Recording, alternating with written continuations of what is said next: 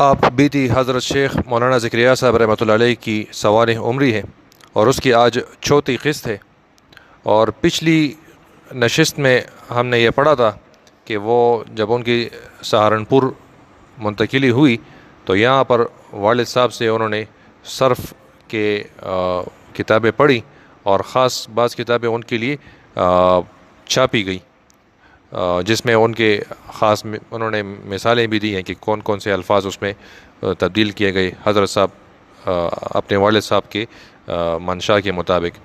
اور اس کے علاوہ انہوں نے اپنے رمضان کا ذکر کیا تھا کہ ان کے رمضان کا معمول کس عمر سے شروع ہوا تھا اور کس طریقے سے وہ اپنے رمضان کے معمولات گزارا کرتے تھے۔ بسم اللہ الرحمن الرحیم۔ میرے والد صاحب کے یہاں پہلے قواعد زبانی یاد کرائے جاتے تھے اور اس کے بعد ان قواعد کا اجرا تختی یا ردی کاغذوں پر کرایا جاتا تھا۔ اس کے بعد پھر مجھے یاد ہے کہ صرف میر اور پنج گنج 3-4 دن میں سنا دی تھی، ان میں وقت نہیں خرچ ہوا۔ اس واقعے کی کچھ تفصیل اکمال الشیم کے مقدمے میں بھی گزر چکی ہے، البتہ فصول اکبری میں بہت وقت خرچ ہوا۔ رمضان میں تعطیل نہیں ہوتی تھی، البتہ رمضان کی کتابیں علیحدہ ہو جایا کرتی تھیں۔ میری صرف صغیر کی کاپی پر جو ابتدائی زمانہ کی مشق کی ہوئی ہے، میری طالب علمی کی کتابوں کا بھی ایک نقشہ جو مقدر سے مل گیا وہ اس جگہ درج کراتا ہوں۔ اتفاق سے بہت پرانی کاپی ہے، غالباً 28 ہجری کی ہے، یعنی 1328 ہجری، جس پر یہ نقشہ ملا، شروع کے 3 سال کا ہے۔ اتنا یاد ہے کہ اس زمانے میں رمضان کی کتابیں بالکل الگ ہوتی تھیں۔ پہلے رمضان میں نحو و میر ہوئی تھی، اسی کے ساتھ جملوں کی ترکیب نحو و میر کے قواعد کے مطابق بنوائی گئی۔ نحو و میر کے چند سبق میں نے مولانا ظفر احمد صاحب تانوی شیخ الاسلام سے بھی پڑھے ہیں۔ تانوی رحمۃ اللہ علیہ کے بانجے ہیں، تانابون کے مولانا ظفر احمد صاحب عثمانی، اس سے اکثر جو مواعظ ہیں انہوں نے قلم بند کیے۔ پارٹیشن کے بعد پاکستان آئے، ٹنڈو العیار میں مدرسہ قائم کیا۔ ٹنڈو العیار جو ہے یہ میرپور خاص اور حیدرآباد کے درمیان ہے، اور اس میں پاکستان کا جھنڈا بھی ایسٹ پاکستان میں، مشرقی پاکستان میں انہوں نے جو ہے لہرایا تھا۔ مولانا ظفر احمد صاحب سے میں نے صرف نحو و میر ہی کے چند سبق پڑھے اور کچھ پڑھنے کی نوبت نہیں آئی، اس لیے کہ میرے والد صاحب زیادہ تر خود ہی پڑھایا کرتے تھے۔ مولانا ظفر احمد صاحب کا حال اکمال الشیم کے مقدمہ میں خود ان کے گرامی نامہ سے لکھا جا چکا ہے۔ ان کی پیدائش ان کی تحریر کے موافق 13 ربیع الاول 1310 ہجری ہے۔ مدرسہ مظاہر علوم میں 5 جمادی الثانی 1329 ہجری کو مدرس مقرر ہوئے اور 35 ہجری میں یعنی 1335 ہجری میں طویل رخصت لے کر اور تقسیم ہند کے بعد پاکستان منتقل ہو گئے۔ اطال اللہ بقاءہ، دیسے مطلب زندہ تھے اس وقت نا، اس وقت زندہ تھے کہ اللہ پاک اس کو باقی رکھے، لمبی عمر دے۔ اطوال طول سے ہے نا۔ اچھا، پھر انہوں نے ابھی نیچے پورا تفصیلی نقشہ لکھا ہوا ہے کہ سال اول میں کون کون سی کتابیں ہیں، جی، پھر سال دوم کی ہیں، پھر سال سوم، سال چہارم، سال پنجم، سال ششم۔ یہ مدرسے کے طلباء اگر ہوں گے تو ان کی دلچسپی کے لیے ہیں، ہم اس کو نہیں پڑھتے۔ ویسے صفحہ نمبر 38-39 پر یہ نقشہ درج ہے، اگر کوئی ساتھی پڑھنا چاہے تو یہاں سے پڑھ سکتے ہیں۔ اور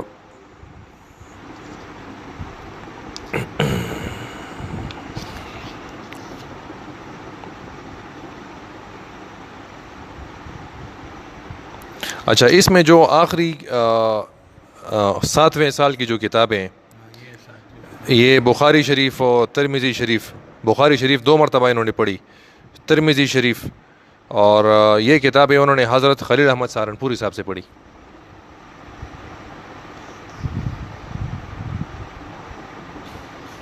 اور اسی طرح سے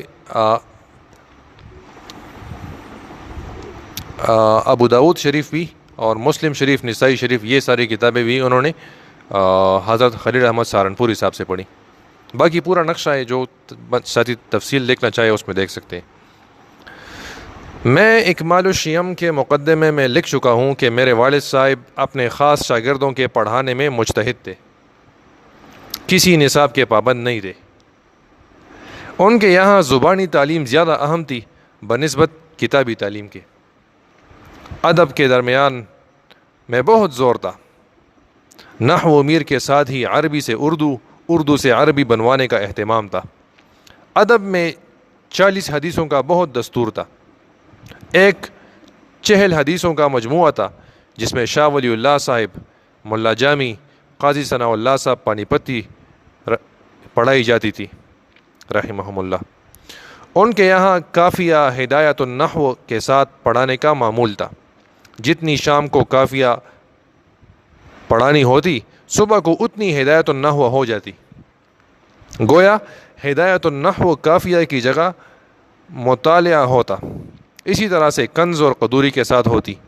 اسی طرح پر کہ کنز اصل ہوتی اور قدوری بمنزلہ مطالعہ کی ہوتی. جتنی شام کو کنز ہوتی اسی کی ترتیب کے موافق صبح کو قدوری ہو جاتی. کنز اور قدوری دونوں فٹی کی کتابیں ہیں. یہ گرامر کی ہے، اس کی نہیں ہے، اس خالص فٹا کی کتابیں ہیں. کنز الدقائق اور قدوری. ادب کی کتابوں میں وہ محشہ کتابوں میں پڑھانے کے مخالف تھے. ادب کی کتابوں میں وہ محشہ کتابوں میں پڑھانے کے مخالف تھے. مطلب جس پہ خاشیہ ہو، فٹ نوٹس. جی ماشاء اللہ. میں نے مقامات جو پڑھی وہ کلکتہ کی مطبوعہ میرے لیے خاص طور سے وی پی منگائی گئی تھی، جس میں نہ کوئی حاشیہ تھا نہ اعراب. 7 معلقہ انہوں نے اپنے دست مبارک سے لکھ کر پڑھایا، اس لیے کہ موجودہ 7 معلقہ سب محشہ تھے. اسی طرح متنبی بھی ان کے دست مبارک کی لکھی ہوئی پوری موجود ہے. کسی کتاب کا پورا ہونا حدیث کے علاوہ ان کے یہاں ضروری نہ تھا، بلکہ ہر کتاب کا نصاب یہ تھا کہ جب 8 سبق ایسے پڑھ لو کہ استاد جو چاہے پوچھ لے اور شاگرد کچھ نہ پوچھے، وہ کتاب گویا پڑھ لی. ہر کتاب کا نصاب یہ تھا کہ جب 8 سبق ایسے پڑھ لو کہ استاد جو چاہے پوچھ لے اور شاگرد کچھ نہ پوچھے، وہ کتاب گویا پڑھ لی. اس کے بعد ختم کرنا ضروری نہ تھا. اگر شاگرد کا جی چاہتا تو دورے کی طرح سے فرفر سنا کے ختم کر دیتا، نہ جی چاہتا تو کچھ ضروری نہ تھا. البتہ حدیث پاک کے ختم کا ضرور اہتمام تھا. الفیہ ابن مالک اس ناکارہ نے پورا پڑھا اور اس کا سبق حرفن حرفن حفظ سنا جاتا تھا. مجھے یاد ہے کہ ہاتھ کی ہتھیلی پر ہر شعر کا ابتدائی کلمہ لکھ لیتا تھا، پھر سارا شعر یاد آ جاتا تھا. پڑھنے کے زمانے میں اس کی ایک اردو شرح بھی لکھی تھی، تالیفات میں اس کا ذکر آئے گا. شرح جامی کے متعلق نقشے میں 1/6 لکھا ہے. اس کا مطلب یہ ہے کہ الفیہ کے بعد ایک دفعہ کاندلہ جاتے ہوئے سہارنپور کے اسٹیشن پر شرح جامی شروع ہوئی تھی. اسٹیشن پر بھی وقت کو ضائع نہیں کیا. کاندلہ کے اسٹیشن تک بغیر ترجمہ کے میں پڑھتا چلا گیا. ابا جان نے کہیں کہیں مطلب پوچھا، میں نے بتلا دیا. کاندلہ جا کر ایک دن قیام رہا، وہاں بھی 1 گھنٹہ سبق ہوا. 1 گھنٹہ. تیسرے دن واپسی پر کاندلہ کے اسٹیشن سے سبق شروع ہوا تھا، سہارنپور کے اسٹیشن تک ختم ہو گیا تھا. ان 3 دن میں مرفوعات تو ساری ہو گئی تھی، منصوبات کا بھی بہت سا حصہ ہو گیا تھا. میری شرح جامی بھی قسمت سے نہ معلوم کہاں سے آئی تھی، بہت ہی مختصر حاشیہ. مجھے اس وقت پتہ نہیں چلا کہ اصل میں حاصل محصول کیا چیز ہوتی ہے. جب مدرسی کے زمانے میں ایک مرتبہ شرح جامی بحث اسم پڑھانے کی نوبت آئی، اس کے حواشی دیکھنے شروع کیے تو میں دیکھتا دیکھتا تھک گیا. تحریر سمبٹ، سوال کابلی، سوال باسولی، حاشیہ عبدالرحمن، حاشیہ عبدالغفور، نہ معلوم کتنے حواشی دیکھے، مگر یہ حاصل محصول ختم ہو کر نہ دیا۔ جب پتہ چلا کہ یہ بھی کوئی معرکۃ الآراء چیز ہے۔ اسی طرح اکثر کتابوں کی تعلیم میری ناقص ہی رہی۔ عبارت تیز اور صاف پڑھنے کی عادت پڑ گئی تھی، ایسی تیز اور صاف پڑھتا تھا کہ استاد کو بھی خیال ہوتا تھا کہ خوب سمجھ کر پڑھ رہا ہے۔ اسی وجہ سے اب تک بھی جاہل کا جاہل رہا۔ البتہ حدیث پاک کا مجھے بھی اہتمام رہا، وہ میں نے بڑی محنت سے پڑھی۔ اس میں بھی کئی معرکے ہیں جو عنقریب آنے والے ہیں۔ میرے والد صاحب رحمۃ اللہ علیہ نے مجھے منطق سلم تک پڑھا کر چھڑا دی تھی، جس کی وجہ یہ تھی کہ میرے والد صاحب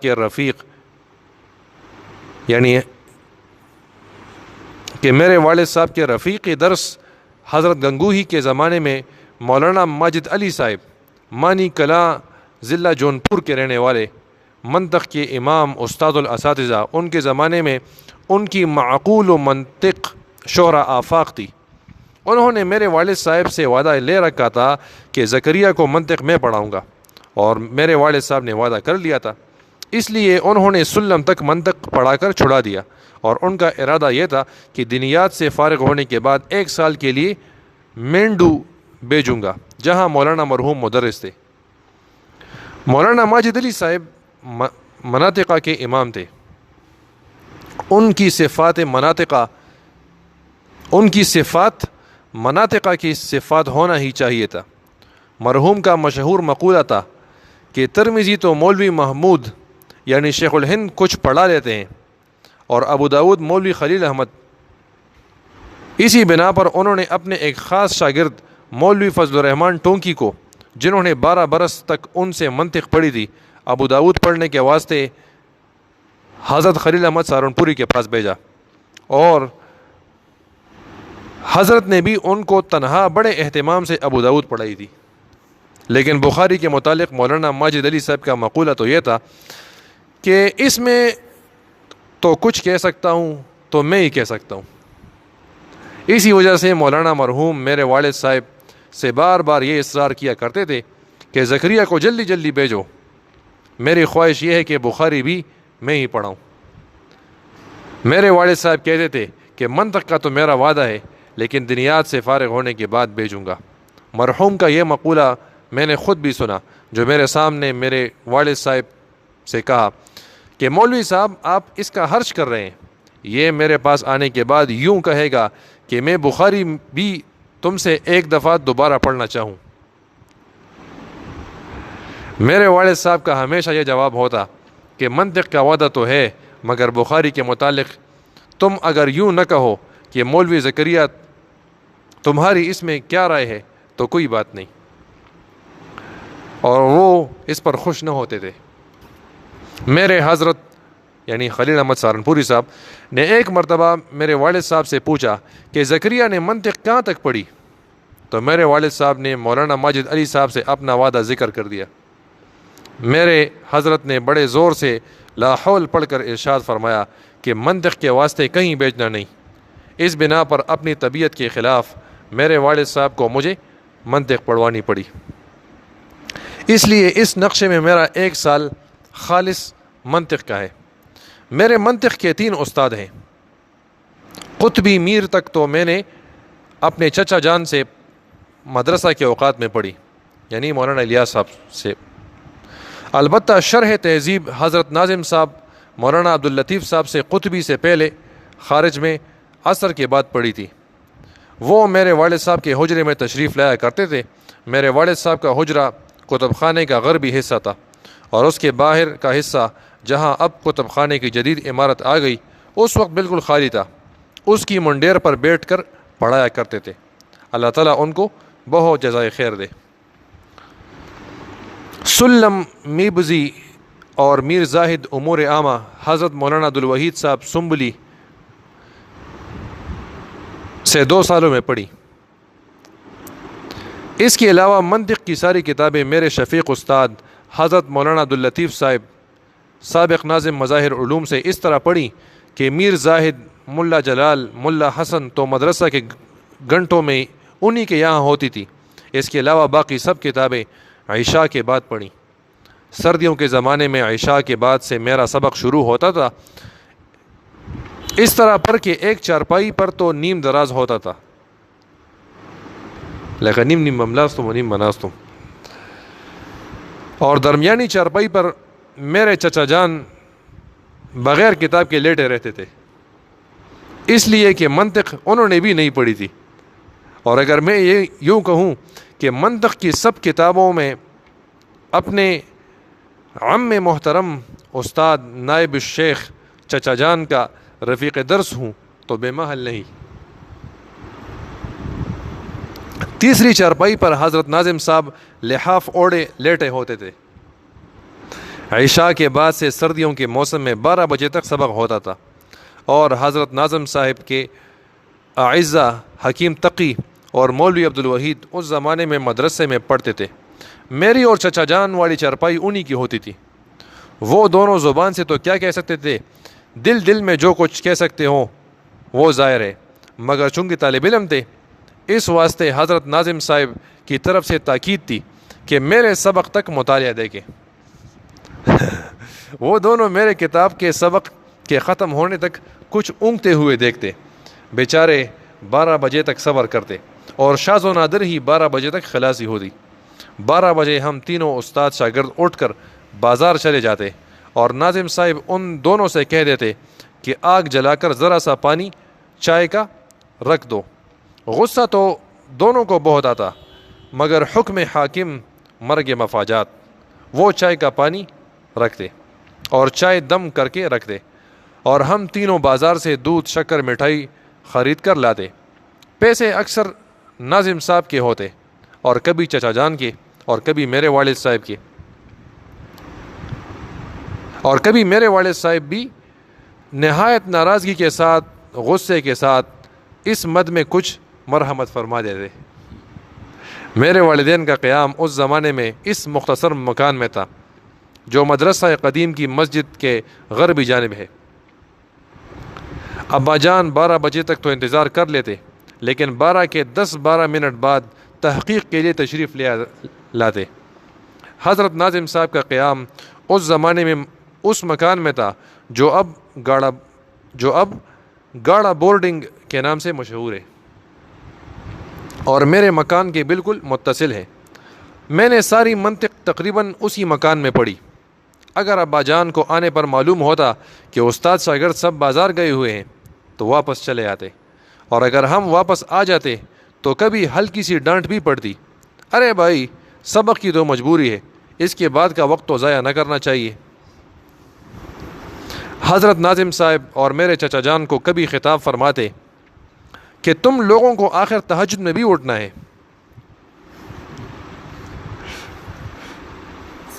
ایسے 12 بجے بعد بس حضرت ناظم صاحب نور اللہ مرقدو کبھی ہنس کر فرمایا کرتے تھے کہ حضرت تکان ہو جاتا ہے، اس لیے چائے کی ضرورت پیش آتی ہے۔ ابا جان چپ ہو جاتے۔ حضرت ناظم صاحب ان پر بھی چائے کا اصرار کرتے، مگر اکثر غصے میں نہیں پیتے تھے۔ مجھے یاد ہے کہ حمداللہ 18 یا 19 دن میں ہوئی تھی۔ اس زمانے میں عبدالشکور صاحب لکھنوی کے چھوٹے بھائی مولوی عبدالرحیم صاحب مرحوم بھی مدرسے میں پڑھتے تھے، اور حمداللہ کئی دفعہ پہلے پڑھ چکے تھے۔ انہیں حمداللہ سے عشق تھا۔ میرا بہت مذاق اڑایا کرتے تھے کہ حمداللہ بھی ایسی چیز ہے کہ آدمی 18 دن میں پڑھ لے، وہ تو 18 برس میں پڑھنے کی کتاب ہے۔ مجھے سنا کر لوگوں سے کہتے کہ آپ نے 18 دن میں حمداللہ پڑھی، ماشاءاللہ کیا کہنا۔ مقدر کی بات کہ حمداللہ کے امتحان میں دونوں شریک تھے، اس سیاکار کے نمبر بڑھ گئے۔ یعنی حضرت شیخ مولانا ذکریہ صاحب فرما رہے ہیں کہ میرے نمبر ان سے زیادہ ہوئے، اور ان کے غالباً ان کے غرور کی وجہ سے گھٹ گئے۔ اس زمانے میں اساتذہ پر بدگمانی کا کوئی نالائق سے نالائق بھی شبہ نہیں کر سکتا تھا، مگر وہ مرحوم بار بار یوں کہتے تھے کہ عقل میں نہیں آتا کہ تیرے نمبر کیسے بڑھ گئے۔ میرا تو خیال یہ ہے کہ وہ مشکات شریف پڑھتے وقت بھی حمداللہ کا سبق سنا کرتے تھے، کہ دونوں سبقوں کے مدرس قریب قریب بیٹھتے تھے۔ مجھے اقلیدس پڑھنے کے زمانے میں اس سے بڑا شغف ہو گیا تھا۔ اقلیدس جیومیٹری تو ہوئی، اس لیے کہ ابتدائی زمانے میں صیغے بنانے کی مشق ابا جان نے بہت کرا دی تھی، اس لیے اقلیدس کے زمانے میں اس کی شکلیں گڑانے کا بہت شوق تھا۔ میرے پرانے کاغذات میں میری صرف صغیر، صرف کبیر، اقلیدس کی کاپیاں بھی بہت پڑی ہوئی ہیں۔ شمس بازغہ، ہفتہ عشرہ تو متن و شرح دونوں پڑھی، مگر جب یہ اندازہ ہوا کہ متن اور شرح میں زیادہ فرق نہیں، اس لیے ایک ہفتہ متن پڑھ کر چھوڑ دیا تھا۔ اس سال میں امتحان کی کتابوں میں موطا امام مالک ہے، اس سال میں امتحان کی کتابوں میں موطا امام مالک ہے، موطا امام مالک ہے۔ امام مالک رحمۃ اللہ علیہ کی حدیث کی کتاب ہے، مگر میں نے اس کو پڑھے بغیر امتحان دے دیا تھا۔ اقلیدس شمس بازغہ کا پڑھنا تو خوب یاد ہے، اقلیدس کی کاپیاں بھی بہت پڑھی ہیں۔ اقلیدس کی کاپیاں بھی بہت پڑھی ہیں۔ حضرت ناظم صاحب سے دونوں کتابیں پڑھی، مگر امتحان ان کتابوں کا نہیں ہوا، اور تصریح شرح چغمینی بھی توڑی توڑی حضرت ناظم صاحب سے ہی پڑھی۔ ان سب چغمنی خودی میم پس یہ لکھ رہے تھا۔ ان سب کے کفارے کے لیے آخر سال میں اپنے حضرت سے موطا امام محمد اور طحاوی پڑھی تھی۔ طحاوی کا امتحان نہیں دیا کیونکہ اس سے پہلے سال دے چکا تھا۔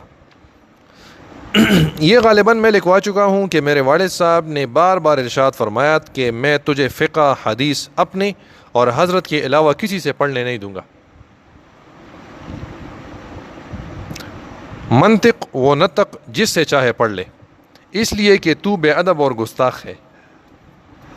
حدیث اور فقہ کے علاوہ کسی اور کتاب کے استاد کی بے ادبی کرے گا اور وہ علم ضائع ہو جائے گا بلا سے، لیکن حدیث اور فقہ کی کوئی کتاب ضائع ہو جائے یہ مجھے کوئی گوارا نہیں۔ اور وہاں بے ادبی کا امتحان نہیں تھا۔ مولانا خلیل احمد صاحب ان کی پیر تھے، شیخ تھے، اور دوسرے اپنے والد تھے، تو وہاں تو بے ادبی چڑھ نہیں سکتا تھا۔ اور ویسے یہ مفتی شفیع صاحب نے بھی ایک جگہ پر لکھا ہوا تھا کہ اگر کوئی آدمی کسی صحیح عقیدہ اور صحیح بعمل آدمی سے کفر کی کتابیں بھی پڑھ لے نا، کوئی اور مذہب کی کتابیں بھی پڑھ لے، تو اس سے بھی اس کو فیض ملتا ہے۔ اور اگر کوئی خراب باطن والے شخص سے بندہ قرآن و حدیث کی کتاب پڑھ لے، اس سے اس کے وہ باطن خراب ہو جاتا ہے۔ اس لیے میں نے فقہ کی ابتدائی کتابیں تو اپنے چچا جان سے پڑھی اور انتہائی اپنے والد صاحب سے، اور حدیث کی کتابیں صرف اپنے والد صاحب اور حضرت سے۔ اس کے علاوہ میرے صرف 3 استاد ہیں۔ نحو میر کے چند سبق مولانا ظفر احمد صاحب تانوی سے، جو اس وقت سہارنپور میں مدرس تھے۔ اپنے طلب کے سلسلے میں اس کا ذکر بھی کر چکا ہوں۔ مولانا نے اپنی پیدائش اور تعلیم وغیرہ خود اپنے گرامی نامے میں مفصل تحریر فرمائی ہے، جس کو میں نے اپنے اکمال الشیم کے مقدمے میں پورا لکھا ہے۔ مولانا نے اپنی ولادت 13 ربیع الاول 1310 ہجری لکھی ہے، جو پہلے گزر چکی۔ ان کی ابتدائی تعلیم تانا بھون میں ہوئی اور انتہائی کانپور کے مدرسے جامع العلوم میں، جس کی تفصیل مولانا کے اپنے والا نامہ میں موجود ہے، جو اکمال الشیم کے مقدمے میں لکھا جا چکا ہے۔ ان کے علاوہ میرے منطق کے استاد صرف 2 ہیں۔ ایک مولانا عبدالوحید صاحب سنبلی رحمۃ اللہ علیہ، جس سے میں نے 3 کتابیں مدرسہ کے اسباق کے ساتھ پڑھی، سلم العلوم، میبزی، میر زاہد، امور عامہ، اور ان 3 کے علاوہ سب حضرت مولانا عبداللطیف صاحب سے پڑھی۔ حضرت مولانا عبدالوحید صاحب رحمۃ اللہ علیہ منطق و فلسفہ کے امام تھے۔ علم ہیئت کی کتابیں کسرے کی مدد سے اتنی تفصیل سے سمجھاتے تھے کہ طالب علم کے ذہن میں ساری باتیں بہت وضاحت سے آ جاتی تھی۔ کسرے فرمولی تھا، وہی کچھ تھا، ہمارا خیال فگر تھا وہی کسرے۔ حضرت مولانا کی ولادت تقریباً 1290 ہجری میں سنبل ضلع مراد آباد میں ہوئی۔ ابتدائی عمر میں ان کے والد نے اردو اسکول میں تعلیم دلائی۔ یہ مولانا محمد منظور نعمانی صاحب بھی سنبھل کے ہیں۔ اچھا، ان کا بیٹا جو تھا وہ اپنے ساتھ سنبھل ہی لکھتا تھا۔ اور پھر کسی زمانے میں دیوبند میں کوئی محتمم ناظم تھے یا کیا تھے، شاید وہ بھی سنبھلی لکھتے تھے۔ ابتدائی عمر میں ان کے والد نے اردو اسکول میں تعلیم دلوائی اور اس سے فراغت کے بعد دنیاوی کاروبار میں لگا لیا، مگر اللہ جل شانہ نے علم کا اعلیٰ درجہ مقدر فرما دیا تھا، اس لیے ابتداءً سرائے ترین ضلع مراد آباد کے مدرسہ ربیہ میں داخل ہوئے، مگر چونکہ وہ گھر سے 2.5 میل دور کے فاصلے پر تھے، آمد و رفت میں وقت زیادہ خرچ ہوتا تھا، اس لیے حسن پور ضلع مراد آباد کے مدرسے میں مولانا احمد الدین سرحدی کے پاس صرف و نحو کی تعلیم پوری کی۔ یہ سر سید نے بھی مراد آباد میں ادارہ قائم کیا تھا، مراد آباد اور غازی پور میں، جب وہ جس دوران میں وہ میرے خیال میں ملازمت کر رہے تھے۔ اس کے بعد کسی ماہر فن سے علوم عقلیہ پڑھنے کا شوق ہوا اور معلوم ہوا کہ مولانا غلام محمد صاحب ان فنون کے امام ہیں، چنانچہ ان کی خدمت میں حسن پور سے گھر والوں کو اطلاع کیے بغیر پیدل چل دیے۔ 2 آنے صرف پاس تھے، 1 ماہ میں لاہور پہنچے، وہاں علوم عقلیہ کی تکمیل اور خاص طور سے علم ہیئت میں تبحر حاصل کیا، اور معلوم ہوا کہ لاہور کے قیام میں اسٹرانومی علم ہیئت اسٹرانومی ستاروں کا اور فلکیات کا علم، اور معلوم ہوا کہ لاہور کے قیام میں حضرت شاہ عبد القادر صاحب رائے پوری بھی مولانا موصوف کے رفیق درس رہے۔ علوم عالیہ کی تکمیل کے بعد حدیث شریف کی تکمیل کے لیے دارالعلوم تشریف لائے اور فراغت کے بعد تقریباً 5 برس مدرسہ سرائے ترین میں تدریس کی خدمت انجام دی۔ اس کے بعد مدرسہ نعمانیہ امرتسر میں صدر مدرس رہے۔ اس کے بعد مینڈو ضلع علی گڑھ کے مدرسہ میں مدرس رہے، وہاں کے قیام میں جلسہ دستربندی ہوا، اس میں حضرت سہارنپوری مولانا احمد حسن صاحب امروہی اور اعلیٰ حضرت شاہ عبد الرحیم صاحب رائے پوری نے شرکت فرمائی، اور حضرت سہارنپوری نے نواب صاحب سے جو مدرسہ کے سرپرست اعلیٰ اور مربی تھے، مولانا مرحوم کو مظاہر علوم کے لیے طلب کیا۔ نواب صاحب مرحوم نے حضرت مولانا کے اصرار پر اجازت دے دی، اور حضرت مولانا عبدالوحید صاحب 19 ذی الحج 28 ہجری کو مظاہر میں تشریف لائے۔ ذی قعدہ 33 ہجری میں بعض خانگی مجبوریوں کی وجہ سے استعفیٰ دے دیا، اور ربیع الثانی 35 ہجری میں دوبارہ تشریف لائے، اور مظاہر سے پھر دوبارہ استعفیٰ دے کر اولاً مدرسہ شاہی مراد آباد میں اور پھر مینڈو میں چند سال مدرس رہ کر دارالعلوم میں صدر مدرسی پر تشریف لے گئے، اور وہاں سے علالت کی وجہ سے مکان تشریف لے گئے، اور چند ماہ کی علالت کے بعد میو کانپور اور لکھنؤ کے درمیان ہے میو۔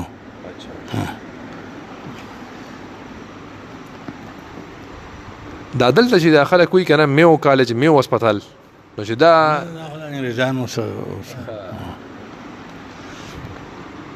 اور چند ماہ کی علالت کے بعد غرہ رمضان المبارک 1355 ہجری میں بعمر 63 سال دائی اجل کو لبیک کہا۔ مولانا مرحوم کی مستمر و مستقل عادت ہمیشہ شروع رمضان مولانا مرحوم کی مستمر و مستقل عادت ہمیشہ نیچے نظر کر کے چلنے کی تھی۔ حضرت حکیم الامت مولانا تھانوی رحمۃ اللہ علیہ سے بیعت تھے۔ یہ ہم نے مولانا عبدالوحید صاحب سنبلی کے بارے میں پڑھا۔